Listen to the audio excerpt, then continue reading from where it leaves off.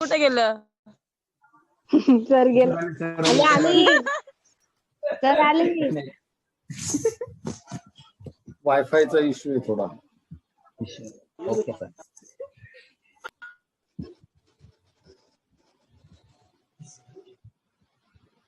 Okay. Now, what are the requirements of a good dye or any organic compound to act as a dye? It must have chromophore. Chromophore means unsaturated functional group, and oxochrome means what? Saturated functional group. Okay. परत सांगतो, chromophore म्हणजे काय? Unsaturated functional group, and oxochrome means saturated functional group. For any compound to act as an ideal or good dye, your organic compound must contain a chromophore and oxochrome. Wish?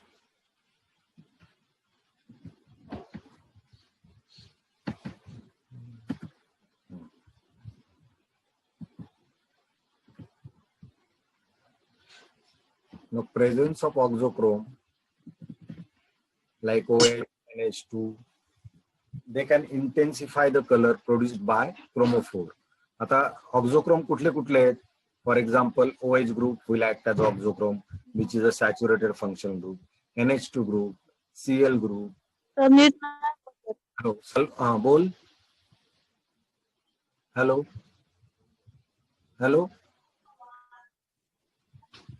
Chromophore आणि oxochrome.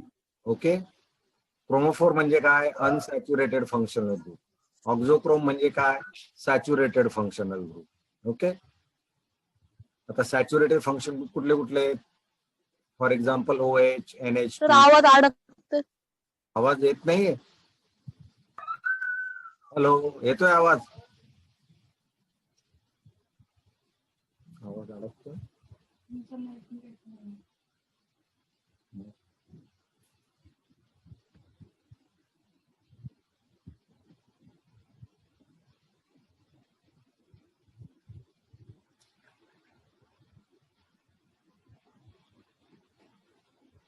येतोय आवाज? Hello, red काय?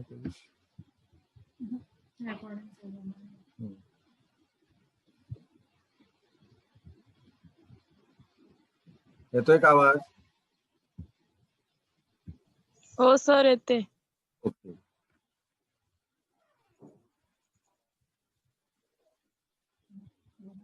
Okay, means first requirement is that your compound must contain chromophore and oxochrome, as well as conjugation. What is conjugation? Alternate double and single bond. Organic compound मध्ये जेव्हा single आणि double bond alternate present असतात त्याला काय म्हणतो आपण?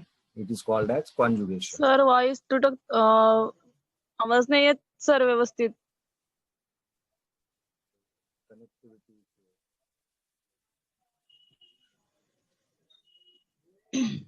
Sir आवाज नाही येत व्यवस्थित. Okay okay.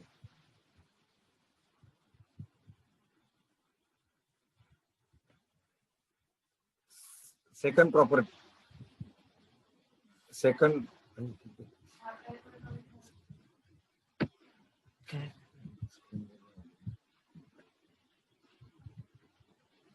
Second requirement, substantivity. Substantivity means what? Affinity between a dye molecule and your substrate. For example, substrate समजा आपण टेक्सटाईल फायबर घेतला तर टेक्सटाईल फायबर आणि your dye molecule यांच्यामध्ये जेव्हा अफिनिटी. येतोय आवाज? हो सर येते. Okay. There should be a bonding or strong affinity for a fiber and your dye molecule. त्यांचं interaction, that interaction should be planar, and it should then, when it is a continue interaction between your substrate and dye molecule, then it will produce a permanent color. The forces holding the dye on the substrate may be physical or even chemical. The presence of more oxochromes increases the affinity between the dye and the substrate. मग त्यांच्यात covalent bonding और वॉन्डरवॉल्स bonding किंवा hydrogen bonding जर तुमच्या substrate आणि डाय molecule मध्ये जर overlap होत असेल, प्रॉपर ओव्हरलॅप होत असेल, परत सांगतो कुठले कुठले फोर्सेस आहे, physical chemical forces, hydrogen bonding, van der Waals bonding किंवा वॉन्डरवॉल्स अट्रॅक्शन किंवा कोव्हॅलंट बॉन्डिंग, हे जर तुमच्या याच्यात प्रेझेंट असेल, okay, hydrogen bonding and covalent bonding are the two major factors which will overlap with the molecule of your dye and substrate. That time you will get a permanent color.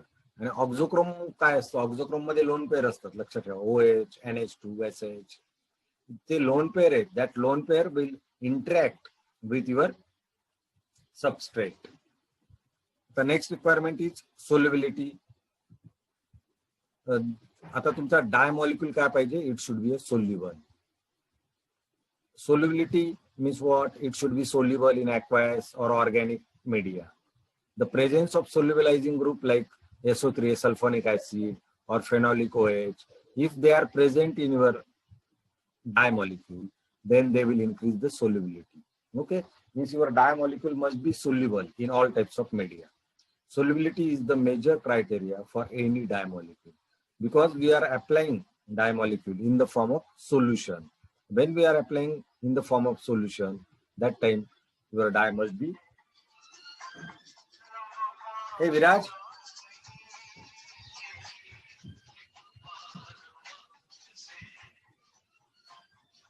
Now linearity or coplanarity. The structure and shape of a dye molecule affects the affinity between the dye and fiber.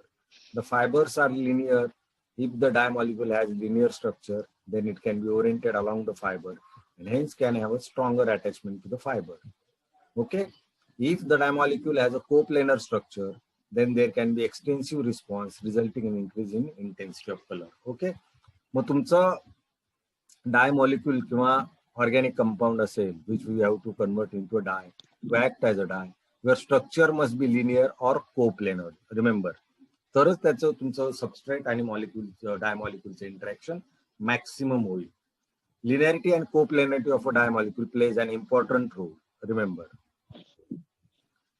economic viability. Dye are prepared in huge quantities to be applied to vast amount of fibers and fabrics. Hence, the cost factor becomes very important for a dye to economical viable. Hence, the dye should be prepared from cheaper raw material using a few steps.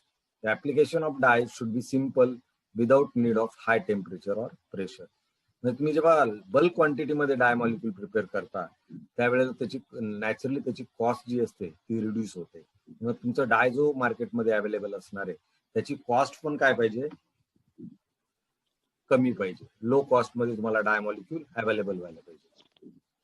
Now and last one, fastness property. Fastness property means what, capacity to stand against all atmospheric condition. तुमचं जर temporary dyeing झालेलं असेल कुठल्याही सबस्ट्रेटला, तर काय होणार आहे, तो कलर रिमूव्ह होणार आहे. मग तुमचं dyeing should be a permanent, आणि दॅट परमनंट डाय जर असेल तर we can say have a good fastness property. Fastness property means to withstand against the atmospheric condition or any type of factor which affect on a property of a dye. First one, light fastness. When a dye or printed fabric is exposed to sunlight, some portion of light is absorbed by dye molecule. The energy thus absorbed may bring about the self-destruction of the dye molecule in the presence of oxygen and moisture from air, so the fabric undergoes permanent fading. This permanent fading of fabrics is called as phototropism. आता काय होतं माहिती का, जेव्हा तुम्ही dying करता, then we apply a dye molecule to a substrate. That time what happens, sunlight will affect on your color and that color may get faded. मग त्याच्यासाठी काय पाहिजे आपल्याला, that dyeing should be a permanent dyeing, means it should have a good fastness property.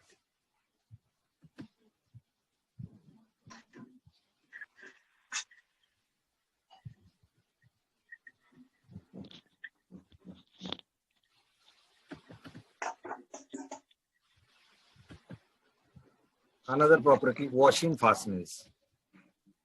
The washing fastness means what? The dye must possess good washing fastness. Otherwise, when two or more fabrics are washed together, staining of one fabric with dye strip from other fabric will occur. Okay, म्हणजे वॉशिंगचा effect सुद्धा तुमच्या फायबरवर किंवा डाय मॉलिक्युलने effect करायला नको. Perspiration fastness, since human perspiration can be acidic or alkaline, the dye must have the stability toward acidic or basic condition of sweet, which is called as fastness towards perspiration.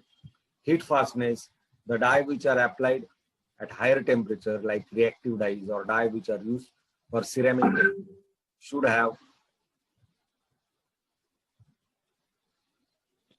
stability towards higher temperature, and the property is called as fastness toward heat. म्हणजे sunlight असू द्या किंवा तुमचं room temperature असू द्या किंवा कुठल्याही form मध्ये जेव्हा तुम्ही हीट सप्लाय करता तेव्हा त्याचा इफेक्ट तुमच्या सबस्ट्रेटवर व्हायला नको. गुड फास्टनेस, हीटच्या अगेन्स्ट तुमचं आर्टिकल टिकलं पाहिजे. Rubbing fastness, for example leather garment should have a resistance towards rubbing so that राउटरचा फोटो पाठ. Viraj, the dye which are used for leather garment should have resistance toward rubbing.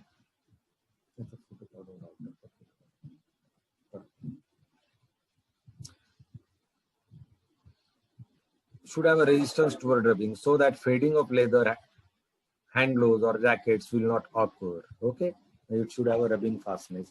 Bleaching fastness, जेव्हा तुम्ही bleaching agent add करता washing साठी, the printed fabric when subjected to bleaching process, the dye should have a resistance toward action of bleaching agent like chlorine, and the property is called bleaching fastness. त्याचा effect तुमच्या त्याच्या स्ट्रक्चरवर त्याचा effect नको व्हायला.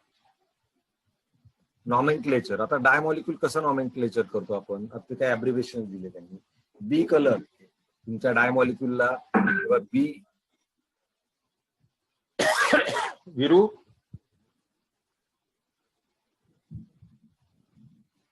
विराज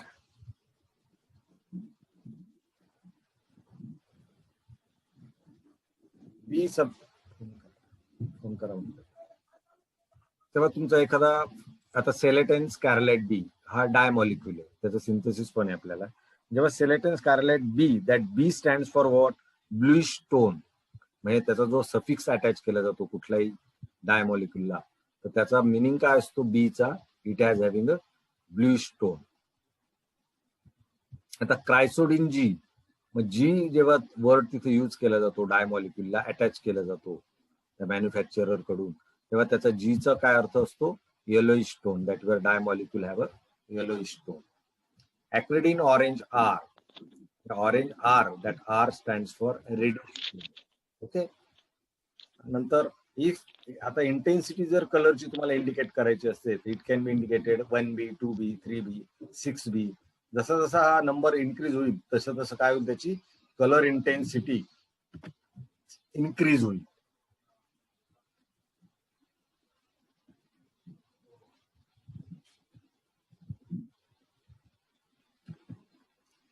आता for example methyl violet 6B, हा suffix 6B त्यांनी वापरलाय. याचा मिनिंग काय, very deep violet purple tone. 6B चा मिनिंग बघा, very deep violet purple tone. Now आता लेटर के कशासाठी वापरता बघा. के मीन्स व्हॉट, जर तुमचं कोल्ड असेल कंडिशन, ओके, कोल्ड कंडिशनचं जर तुमचं कंडिशन असेल, रिक्वायरमेंट तशी जर असेल, तर त्याचा मिनिंग काय, it has having a 20 to 30 degree सेल्सिअसला तुम्ही ते आर्टिकल यूज करू शकता. C stands for cold brand, H stands for hot brand. आता कोल्ड, सी जर तुमचा डायमॉलिक्यूल अटॅच केलेला असेल तर त्याची टेम्परेचर कंडिशन दिलेली, एच जर असेल तर त्याची टेम्परेचर कंडिशन दिलेली. ओके, आता F stand for fastness to specific agencies. F म्हणजे काय, fastness property. L indicate light fastness.